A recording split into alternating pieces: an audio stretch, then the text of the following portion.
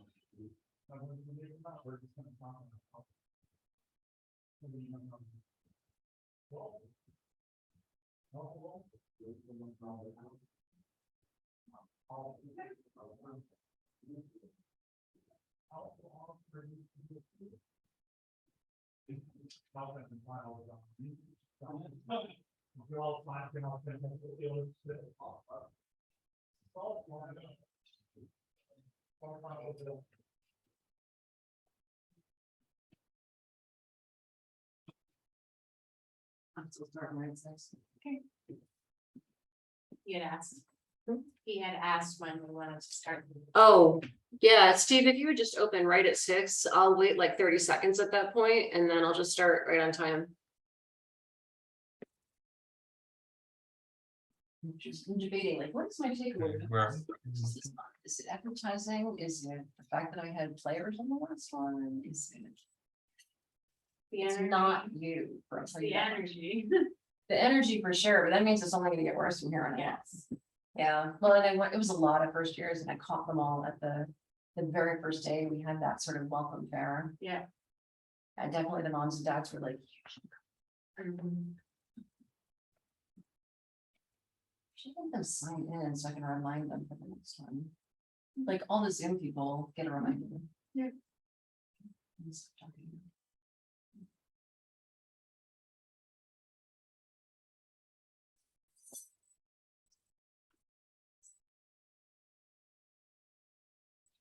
I'll have questions ready for you. Okay, I'm gonna open it now. Okay.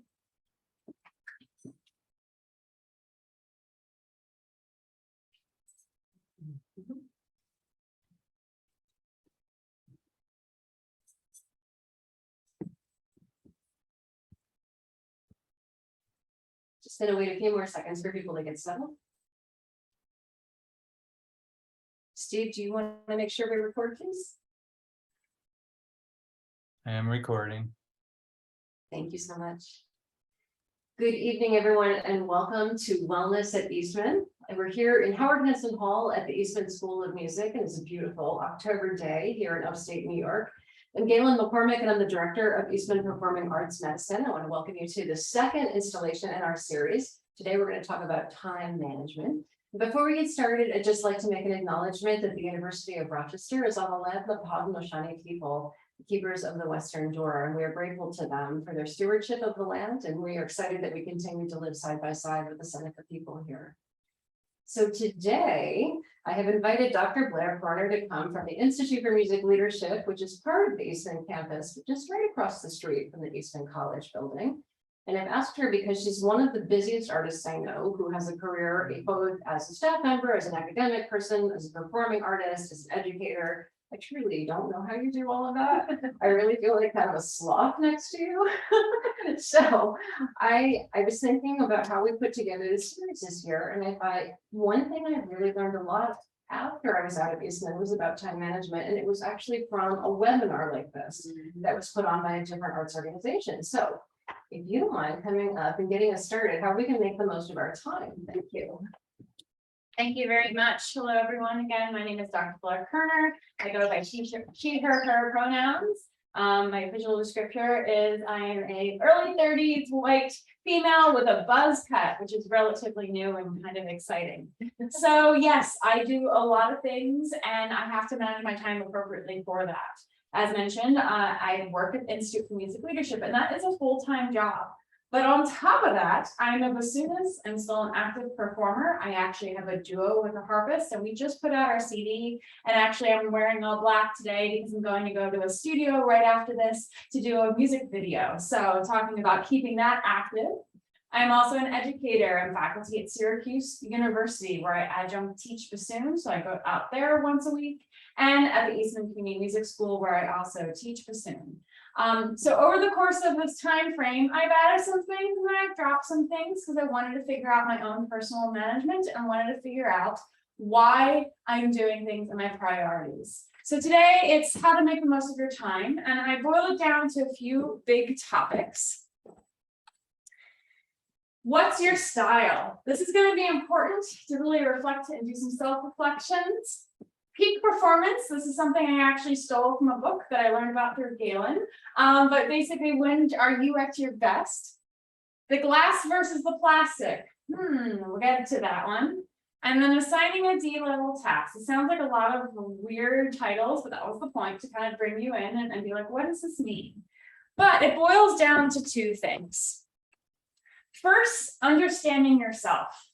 No matter what type of webinar you see about time management, there is not one fits all structure. Everyone is unique in how you function, what your values are, what you want to prioritize, where you are in your life, so therefore how your priorities might change, which they will shift throughout life. So you want to focus on you first before you even start thinking about your tasks. When you become a little bit more comfortable with yourself and who you are, this then becomes a little bit easier. And I'm always saying all the time, but acknowledging at this stage in my life, I am fill in the blank. I'm focusing on fill in the blank, and therefore I'm going to prioritize fill in the blank, helps us to navigate. The next two are the tasks themselves. Understanding your tasks and figuring out how you're going to then pick and choose what to focus on, time commitment, etc. So we're going to dive into understanding yourself first. So there's different types of styles, and I will say that the four I have up here are just some basic versions. There are more than these, and you might be multiples. I personally think I'm a combination of two, but I want to walk through each of these to see if any of them ring a bell. And what I mean by what's your style, it's your style of getting things done. What's kind of your shtick? You can see these little symbols, they might be hinting at it. The first one is the early bird. A prime example of this is if you're in a class and you get the syllabus at the beginning of the school year, you're the person that writes down every single due date in your calendar from the get-go. You're already planning out what your final project would be within a few weeks, and you start working on it very early. So you're very proactive. You also might be a checklist person where you just have all these items and you go through. The downsides of being an early bird, because there's a downside and a positive to everything. So it might take you a little bit more time to get things done. So therefore, if you have to do something quick, especially in a team setting, you might not work as well, and you might not function as well. And therefore, it feels a little bit contentious with maybe other teammates, because you want to get something done early and they don't, and you might have to wait upon them.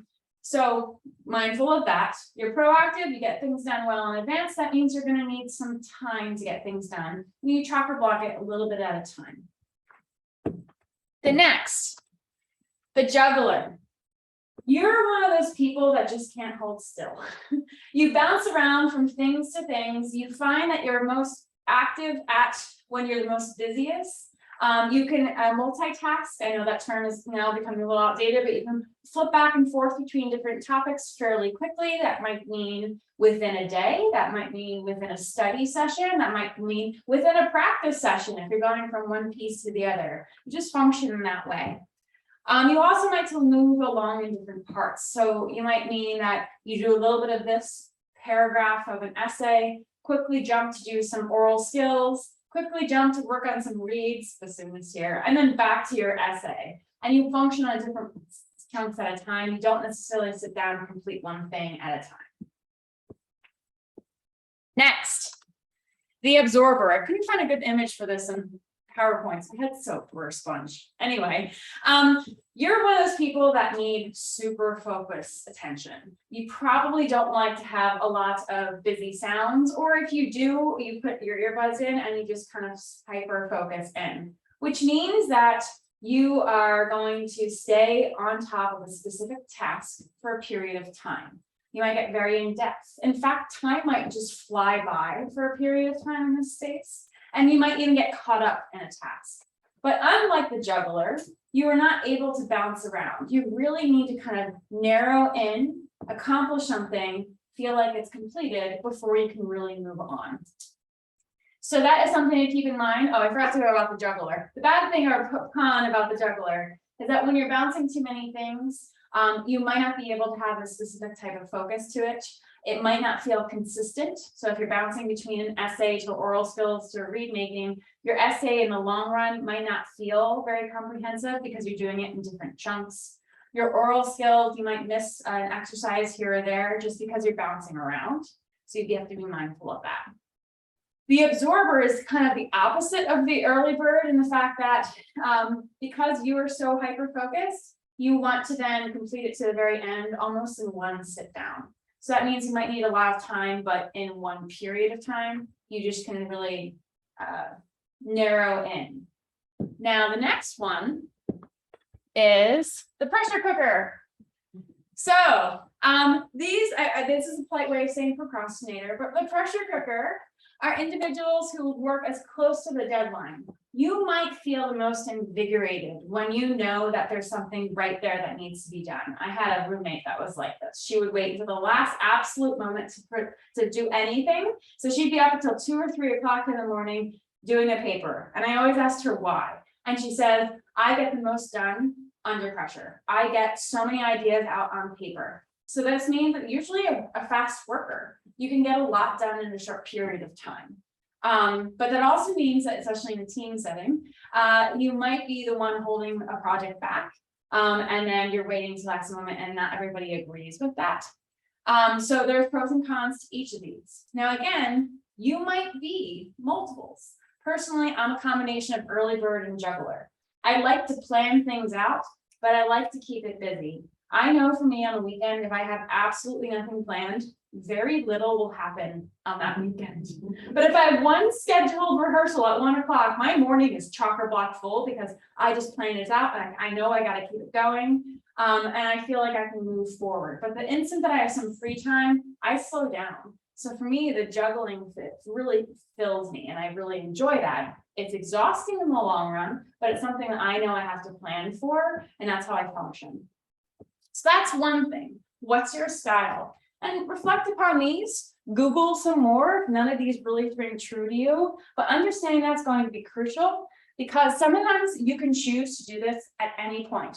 If you really want to worry about your own practice sessions and you want to do this, sure. Your teacher might be a little not so happy with that if you do maybe a pressure cooker right before a lesson, and a team might not be so happy with it.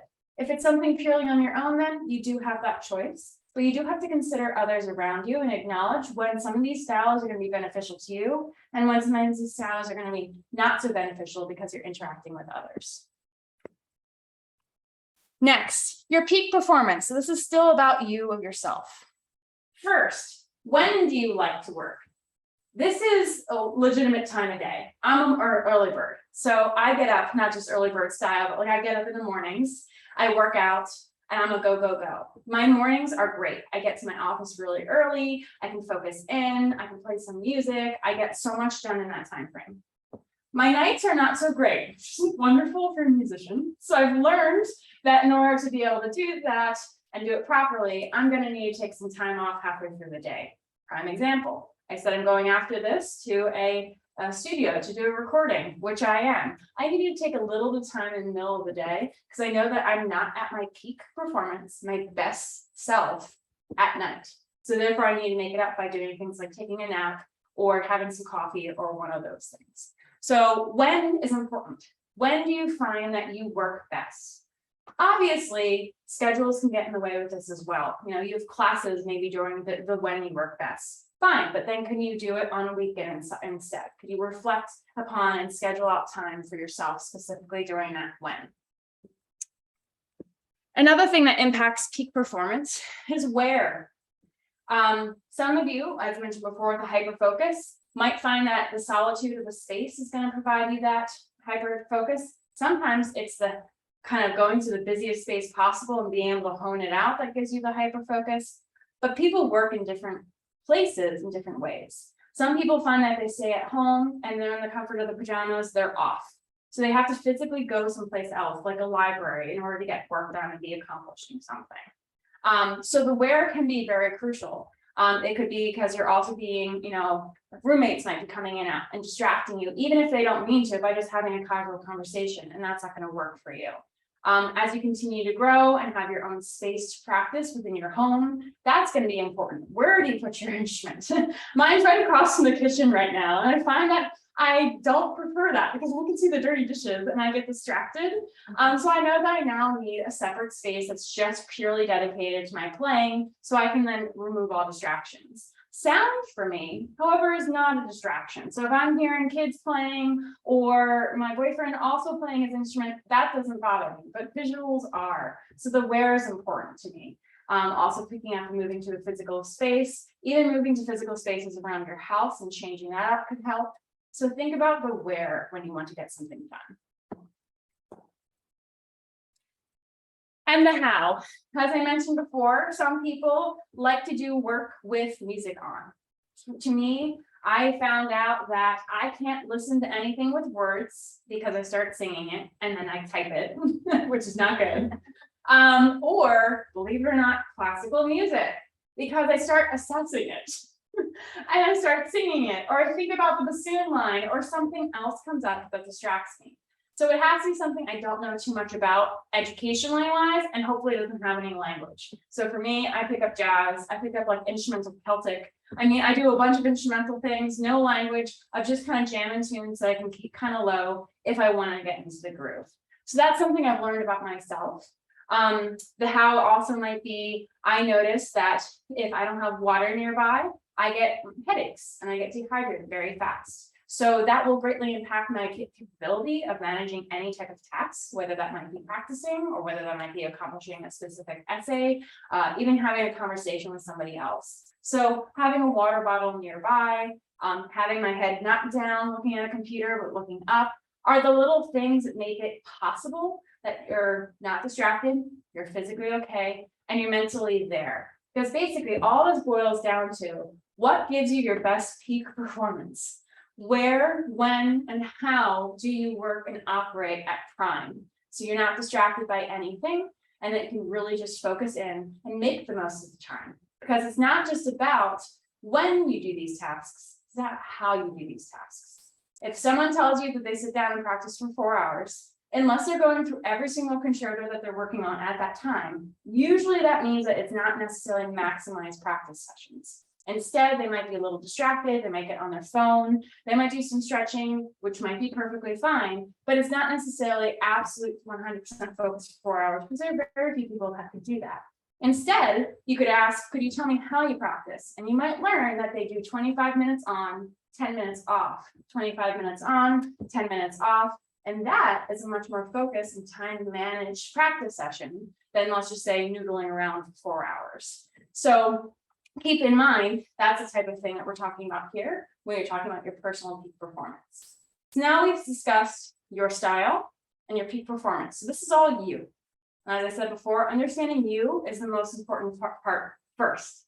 Now you might change, and that's okay, right? You might evolve, but as long as you think about it, whether you write it down, articulate it, or just think about it in your own capacity, acknowledging what's best for you is very, very important. Because before you can even get to these tasks, you know that you can do these tasks because you know what's going to work for you.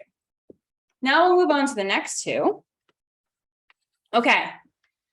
Glass versus plastic. Fair warning, I totally stole this from Instagram. And it was a mother reporting on basically saying, another mother saying, how do you do it all? And she's like, I don't, but I know which items that I'm juggling are glass and which ones are plastic.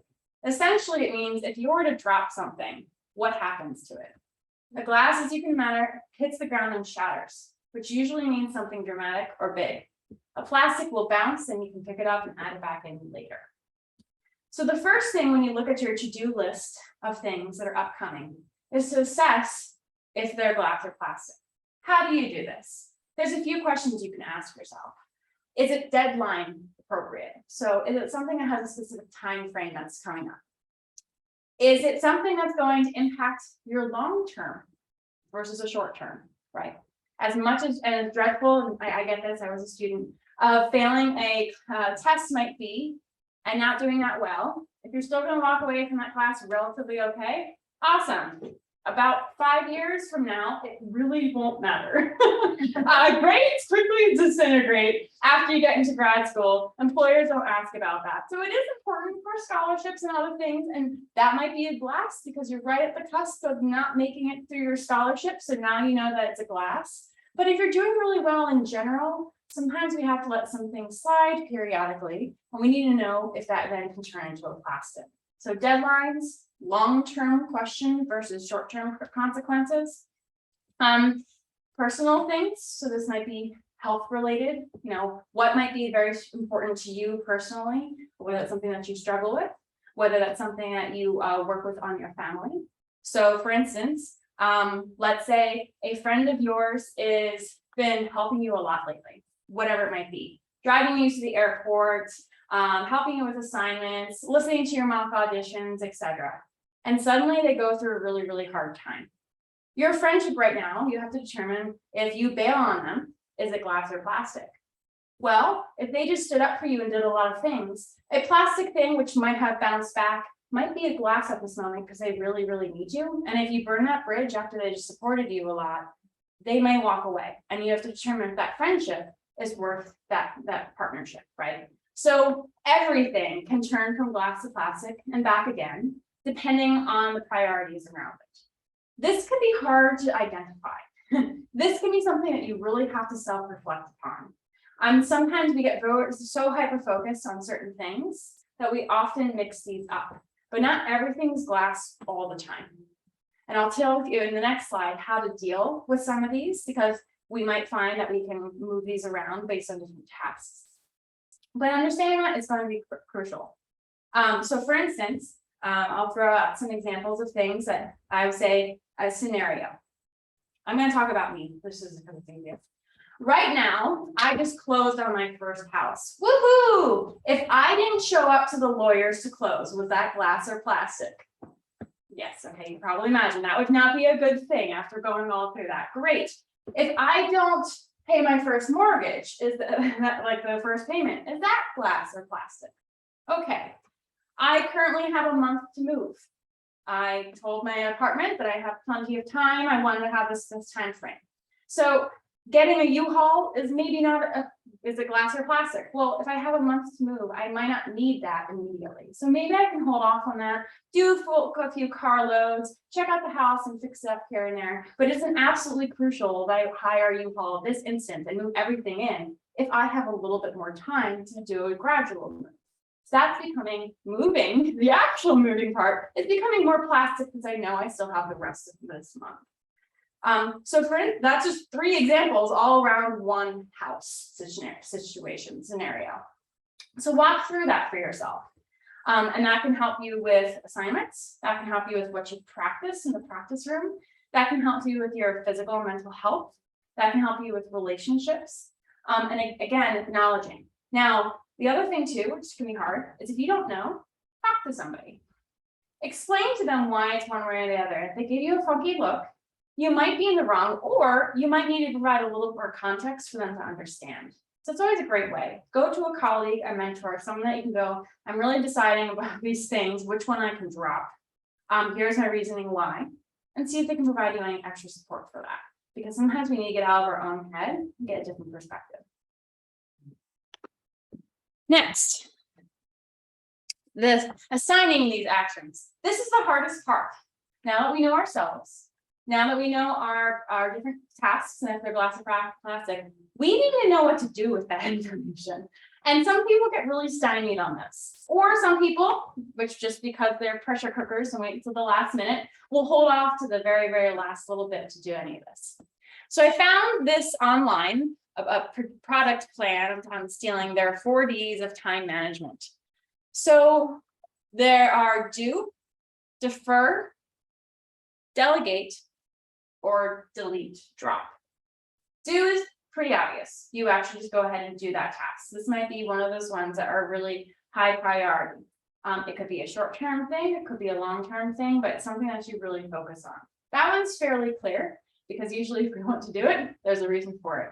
That being said, as a reminder, sometimes if it's plastic, we can maybe push it down to one of the other Ds and wait on it, just hold off on it, which is the next one. delay or defer. So if you find, for me, getting out of my apartment is technically glass. I literally only have a certain period of time to move out, because at that point, my landlord would say, no, you can't be in here any longer. However, I've turned it to plastic because I know I have more time. I've deferred it because time is on my side for now. As the end of month of October comes closer, it's going to turn to glass because I am out of that specific time. But because I'm an early bird, we'll be fine. So I'll get out in plenty of time. But that has become a deferred. So still, it's going to eventually come back to a glass, but I've deferred it for now. Things that might be able to fall into this category. Saying yes to a general social outing just because you're at capacity and maybe you want to prioritize something else, even though it would be fun and you know these people and it'd be good, but maybe you just defer it for now. I'll go out with you next time. Maybe you are deferring what you're practicing in your practice session rather than focusing on this really cool piece that you just found. That you focus maybe on something that's coming up for your juries, an audition, or for a masterclass that you know that's coming up. That seems pretty obvious, but you'd be surprised how people get distracted by the shiny things. So those are some things that you can defer. The next is to delegate. This can be one of the hardest things, and I will also say it's not always applicable to everything. But here's a prime example. Someone from the graduate conducting orchestra asked the studio to fill in for them, to sub in, because they're going to be taking an audition and they're not going to be here. And you say yes, it's a little bit of pay, you go, you're going to be, go explore. But then you look at the rep and it's a lot. And then you also realize that, with my practice session and there's a master class coming up, I really don't have the time to put into this. And perhaps I can't do it. You can then not defer, delay it because you have agreed to do it. You can delegate it, which means you go back to your studio and say, who can fill in for me instead, right? Because that's the professionalism here too. You don't want to burn that bridge of bailing out on somebody else when you said yes. So now you're delegating that task to somebody. Maybe you're in a chamber group and you're the one that usually reserves the halls and gets everybody's schedule. But this week, your mental health hasn't been all that great. You're stretched really thin and you have a paper that's due. Maybe you can ask one of your chamber members instead to then reserve the space for you this week and make sure everybody's reminded about the thing instead. Just one little task, you can just say, hey, could you handle this for me instead? That helps to alleviate some stress. Again, this isn't applicable to everything. Think about teams, think about friends. Sometimes it's even thinking about family. For instance, if possible, if you feel like you're at your max and you know that things are just feeling a little rough and you haven't been eating that well, or you haven't been spending some time, ask your family for a care package.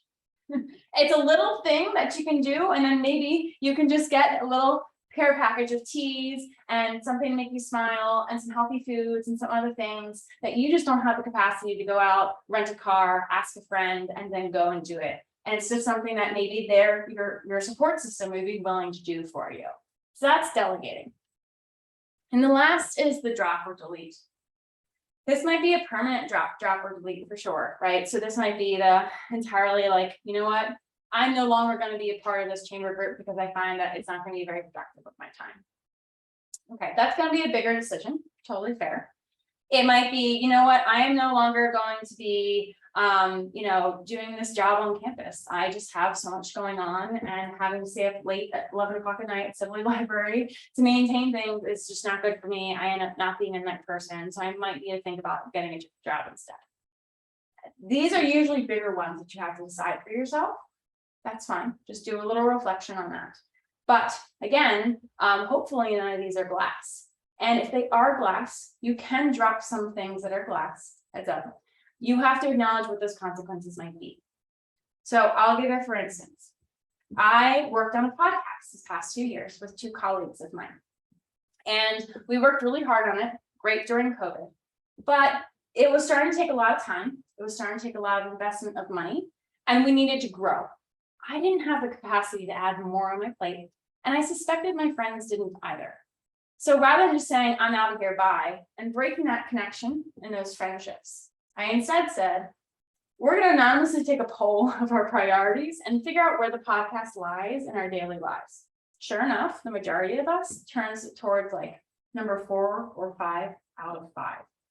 So if that was a priority across the board, we had an honest conversation about where we saw it. Majority of us left, one stayed and decided to create a new team. But even though I dropped it permanently, I had a conversation, I didn't burn any bridges, and I made sure that they were all set up so that they can do a good transition with, since they wanted to continue it, with all the other materials that they needed access to. So now let's drop, that thing is now broken, I have no longer connections to it, but I didn't hurt that relationship in the process. So there wasn't any long-term consequences other than just an honest conversation for me, so that worked out. So that I was glad for dropping. So, quick review, 4 Ds, the do, just go ahead, do it. Defer or delay, you can push it off a little bit, you got more time. Delegate, use your support team, use your network, see if they can help, and then the drop or delete it altogether. So, overarching reviews, remember, first, assess yourself. Who are you? What's your style of type of management? When's your peak performance? When do you work best? So understanding those 2 things is going to really help you get things done. Once you know that and you get ready to do your tasks, then you need to assign these tasks. What are glass and plastic at that moment within, give yourself a time frame, a day, 4 days, a week, a month. And then assigning your one of the 4 Ds to this. And again, the time frame is important. As I said before, right now, moving into a new house is plastic. But by the end of October 31st, it is very much glass. So I need to know when it transitions over for me. So timeframes can be very important in this bigger context. So at that, I'm going to wrap it up and ask questions.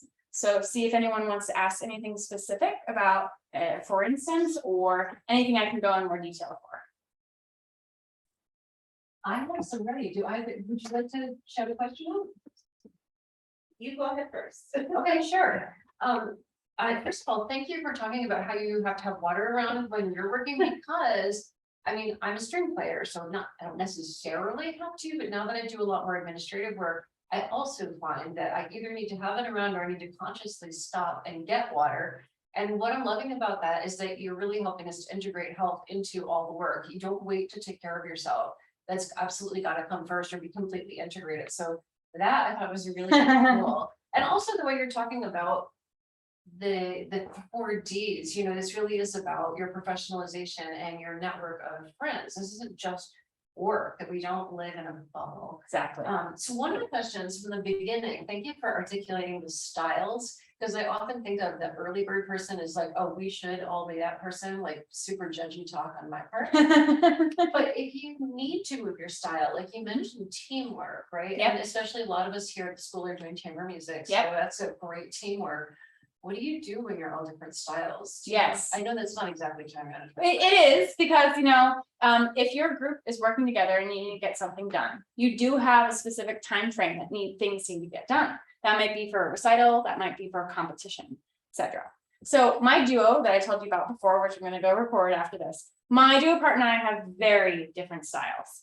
And I will say that I am definitely early bird to her pressure cooker. So they don't speak very well. So we've had to have some conversations and some compromises. So we decided to figure out which tasks would be okay with being pressure cooker, which tasks need to be handled early on. Reserving spaces, things that might take time in advance, I might handle, were things such as doing last minute blasts, taking photos and putting on social media during that time frame. It's very much of the moment and can be managed in her court.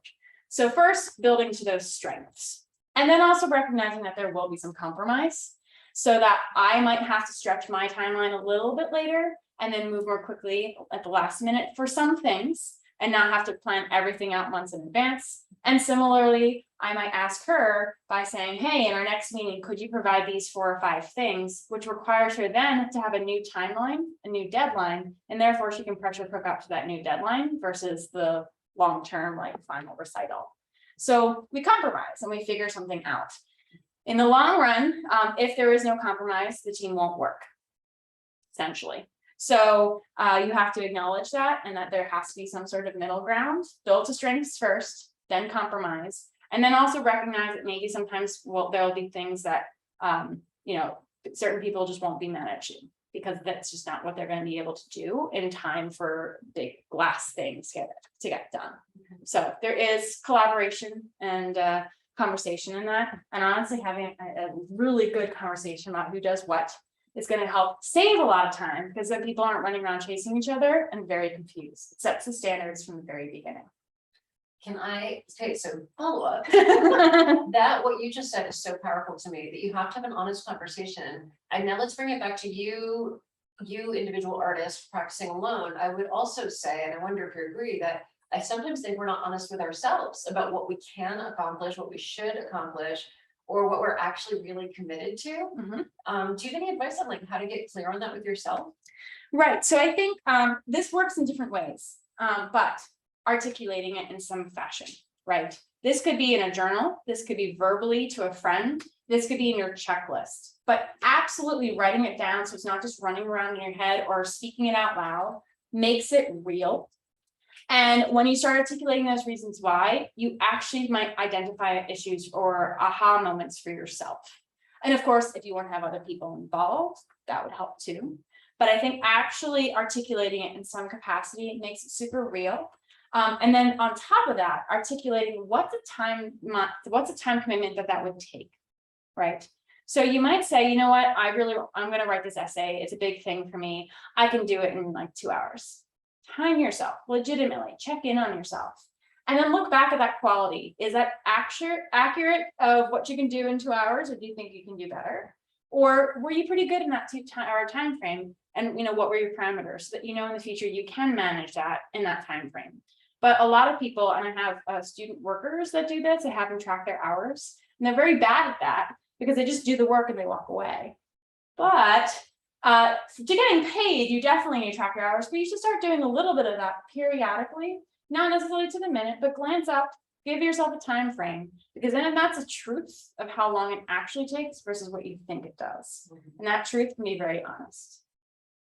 And I promise I now will ask you that question one more second. So I'm use a timer in your practice room actually, because sometimes I think I don't know how long it's going to take, but I also don't want to bash my head into a wall on Hofner Symphony for more than X number of minutes. So I think it's just a slightly different thing than, let's say, writing something that's due from my music history class. Do you have thoughts on that? I work well with that, but I sometimes think my own students don't. Exactly. So the whole practice room situation, again, going back to your peak performance, how do you work is very important. I hate timers. I love the concept of them in a practice room, but I'm one of those people that once I get into the groove of something, find that I will really focus in, and I can extend my time frame if I get into the groove. But if I have a timer going, I sometimes find that I get distracted by it. Similarly, if people don't know how to structure oppositely, if people don't know how to structure the practice time and are completely just noodling around, then yes, a timer to go, give you 5 minutes of scales, go, might help to at least get those good habits. I have enough good habits that I know that I can commit to myself, but some people might need to build that up, but everyone's slightly different. So honestly, try everything until something clicks. Thank you for everything. I feel like you just organized our organizing. Right? So you're like organizing squared. We talked about the different styles and how they can change with time and stuff like that. And I was wondering, either have you changed any? I realized that I was a combo of all 4. But the last one to be added in its early word just from getting old. So, and also, do you find that you see a certain type of either evolution or just type of style specifically with our music students? Oh, absolutely. So Could you repeat her question? absolutely. So I'll repeat the question. So styles, do they change across time? Do you find that there's specific, students types that are more prominent? Does it change across time probably because of growing? I would actually add that you could even change it across identities. So yes, things change. So as I mentioned before, I'm an administrator. So I, work at the IML. I'm a bassoonist and I'm an educator.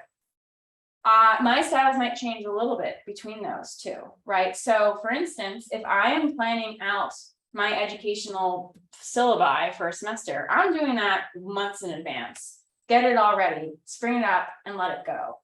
And then I promptly forget everything.